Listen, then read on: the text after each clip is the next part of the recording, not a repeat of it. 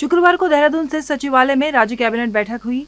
मुख्यमंत्री पुष्कर सिंह धामी की अध्यक्षता में ये बैठक हुई। इस बैठक में जोशीमठ आपदा को लेकर कई अहम फैसले लिए गए। साथ ही बैठक में जोशीमठ के विस्थापन, पुनर्वास और राहत पैकेज को लेकर भी मंथन किया गया। कैबिनेट बैठक में आपदा प्रभावितों को बड़ी राहत देते हुए नवंबर माह से अगले 6 महीने के लिए उनके बिजली और पानी के बिल को माफ करने पर सहमति जताई है। आपदा प्रभावित व्यक्तियों के बैंक लोन की वसूली को 1 साल के लिए स्थगित किए जाने के संबंध में भी निर्णय लिया गया। इसके साथ ही कैबिनेट ने अब प्रदेश के सभी पर्वतीय शहरों में धारण क्षमता का आकलन करने का भी फैसला लिया है। कई लोग जो विस्थापित हो रहे हैं उनके बिजली बिल आते हैं, तो बिजली और पानी के बिल नवंबर माह से 6 महीने तक के लिए माफ कर दिया गया। इसके अलावा कई जगह से डिमांड आई कि हमारे बैंक के लोन है वो हम दिक्कत होगी, तो उसके लिए जो कोऑपरेटिव बैंक से लोन लिया है उसको राज्य सरकार ने 1 साल के लिए मोरेटोरियम लगा दिया, उसको रोक दिया गया। जो कमर्शियल बैंक चाहे प्राइवेट हो चाहे शेड्यूल्ड नेशनलाइज्ड हो, उसके लिए भारत सरकार की। उत्तराखंड में भर्ती परीक्षाओं में पेपर लीक होने के एक और मामले ने तूल पकड़ लिया है। लोक सेवा आयोग उत्तराखंड द्वारा आयोजित पटवारी भर्ती परीक्षा के प्रश्न पत्र लीक होने का मामला सामने आया है। एसटीएफ ने इस मामले में कार्यवाही करते हुए 5 लोगों को गिरफ्तार किया है। लोक सेवा आयोग के अति गोपन अनुभाग में नियुक्त अधिकारी संजीव चतुर्वेदी और उनकी पत्नी पर यह आरोप लगे हैं, जिन्हें गिरफ्तार कर लिया गया है। इसमें हमें गोपनीय रूप से सूचना प्राप्त हुई थी कि जो विगत 8 जनवरी को उत्तराखंड लोक सेवा आयोग द्वारा लेखपाल और पटवारी के पदों पर भर्ती के लिए परीक्षा आयोजित की गई थी। उसका प्रश्न पत्र कुछ अभ्यर्थियों को पूर्व में ही उपलब्ध कराया गया था।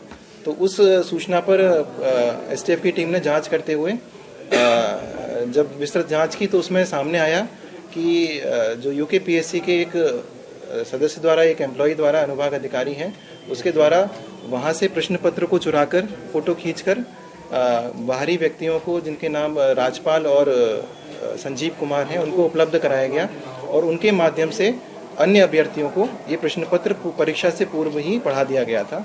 लगभग अभी तक की विवेचना में 35 अभ्यर्थियों का परीक्षा से पूर्व ये प्रश्न पत्र प्राप्त किया जाना प्रकाश में आया है। उपनेता प्रतिपक्ष भुवन कापड़ी ने पत्रकार वार्ता कर सरकार से सभी आयोगों की सीबीआई जांच की मांग की है। भुवन कापड़ी का कहना है कि यूकेपीएससी से पटवारी लेखपाल परीक्षा का पेपर लीक होना टाइगर जिंदा है फिल्म सरीखा लग रहा है, क्योंकि यूकेएससी द्वारा आयोजित परीक्षाओं के पेपर लीक करने के मुख्य भूमिका निभाने वाला हाकम सिंह रावत एसटीएफ की हिरासत में है, फिर भी यूकेपीएससी का पेपर आउट हो जाता है। आज सरकार को जरूरत है कि विशेष सत्र बुलाकर कठोर नकल विरोधी कानून बनाए। सरकार लोक सेवा आयोग की और यूकेएससी दोनों की सीबीआई जांच कराए। आज उत्तराखंड के युवाओं का मनोबल टूटा हुआ है, उनका विश्वास सरकार पे से और आयोग में से खत्म हो गया है। बिल्कुल उनको विश्वास नहीं कि पारदर्शिता से कोई पेपर होगा। पीसीएस मेंस का पेपर जुलाई से बन गया था और संजीव चतुर्वेदी जिन्होंने पेपर लीक किया था उन्हीं के अंडर में था, तो आप समझिए कि उसका पेपर भी लीक हो गया होगा, संभावना पूरी है। इसलिए सरकार को पीसीएस मेंस की परीक्षा को आगे बढ़ाना चाहिए और आगे बढ़ाकर जो पेपर बना है उसे निरस्त करके नया पेपर बनाना चाहिए। जो सिलेबस पीसीएस का, मेंस का और पीसीएस जे का है उसको बनाने वाले भी संजीव चतुर्वेदी थे, उसमें भी परिवर्तन करना चाहिए और महिला आरक्षण को स्पष्ट करना चाहिए। उत्तरकाशी जिले के मोरी क्षेत्र में जातिवादी क्रूरता का एक मामला सामने आया है। यहाँ एक दलित युवक के मंदिर में दाखिल होने पर स्वर्ण जाति के लोगों ने उस पर हमला कर दिया और करीब 16 घंटों तक बंधक बनाए रखा। पीड़ित को उपचार के लिए देहरादून के दून अस्पताल में भर्ती कराया गया, जहाँ कांग्रेस नेता सूर्यकांत धस्माना ने हॉस्पिटल पहुंचकर पीड़ित से मुलाकात की और सरकार पर गंभीर आरोप लगाए। देखिए, 9 जनवरी को जो ये घटना मोरी ब्लॉक के सालरा गाँव में हुई है, आयुष नाम के लड़के के साथ 22 वर्ष का अनुसूचित जाति का लड़का, और केवल इसलिए कि वो अनुसूचित जाति का है और मंदिर में प्रवेश नहीं कर सकता।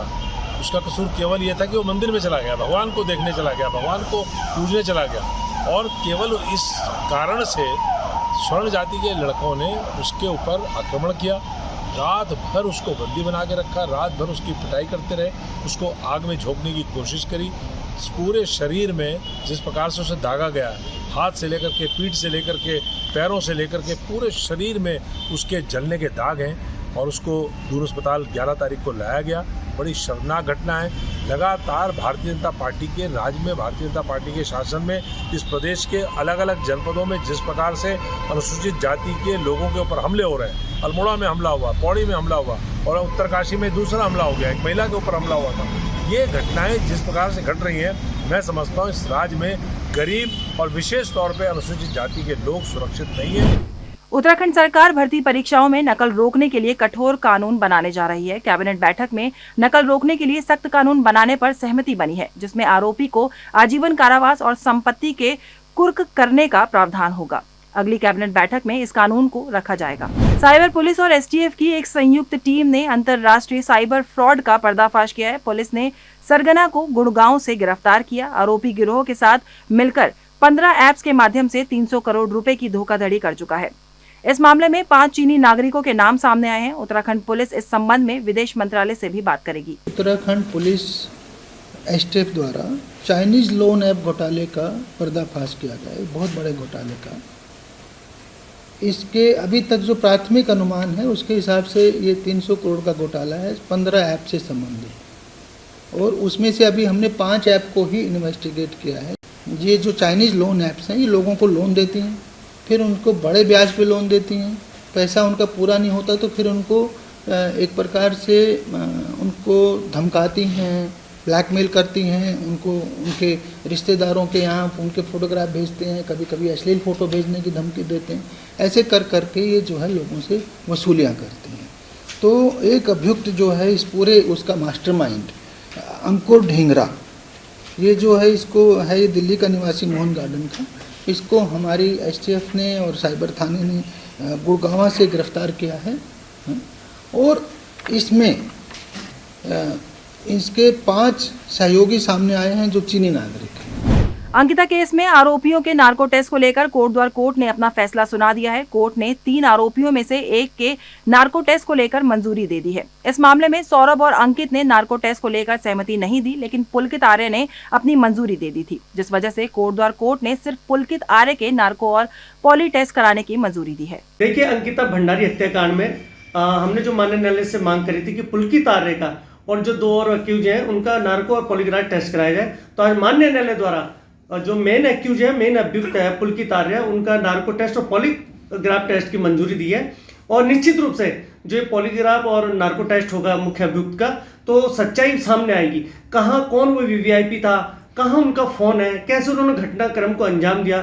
तो निश्चित रूप से अंकिता के परिवार को इससे न्याय मिलेगा और सच्चाई सभी के सामने आएगी, उत्तराखंड के जनता के सामने आएगी, वीआईपी की सच्चाई सामने आएगी और अंकिता के परिवार को न्याय मिलेगा। जोशीमठ में तोड़े जा रहे भवनों का 1 टाइम सेटलमेंट की मांग को लेकर पूर्व मुख्यमंत्री हरीश रावत ने बुधवार को गांधी पार्क देहरादून में मौन उपवास रखा। हरीश रावत का कहना है कि बिना मुआवजा दिए और बिना किसी वैकल्पिक व्यवस्था के राज्य सरकार जोशीमठ में भवनों को तोड़ने की प्रक्रिया शुरू कर रही है, जो कि निंदनीय है।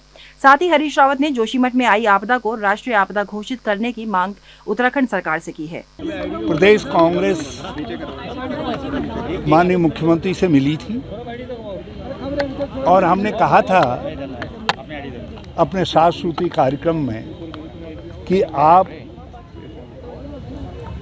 किसी भी बिल्डिंग को तब ध्वस्त करिए जब आप मुआवजे की राशि न सही तो किस आधार पर आप मुआवजा देंगे उसको घोषित करिए। इन्होंने बातचीत के लिए अपने सचिव को जोशीमठ भेजा, लेकिन कोई नतीजा नहीं निकला है। आदमी की जिंदगी भर की संपत्ति को बुलडोजर से तोड़ रहे हैं और उसको ये मालूम नहीं है उसको 1 पैसा मिलेगा या 1 करोड़ मिलेगा, 10 करोड़ मिलेगा, कुछ मालूम नहीं। व्यक्ति को ये मालूम नहीं है मेरी आजीविका का भविष्य क्या होगा। जोशीमठ को ये मालूम नहीं है कि हमारा दूसरा जोशीमठ कहाँ जाएगा। पौड़ी जिले में एक शिक्षिका का बेरहमी से एक छात्रा को पीटने का वीडियो वायरल हो रहा है। शिक्षा विभाग ने वीडियो की पुष्टि करते हुए वीडियो को पौड़ी जिले के देवला पोखाल क्षेत्र का बताया है। यहाँ गुरु राम राय इंटर कॉलेज के हाल ही में लगे एनएसएस शिविर के दौरान एक छात्रा की स्कूल शिक्षिका ने बेरहमी से पिटाई कर डाली।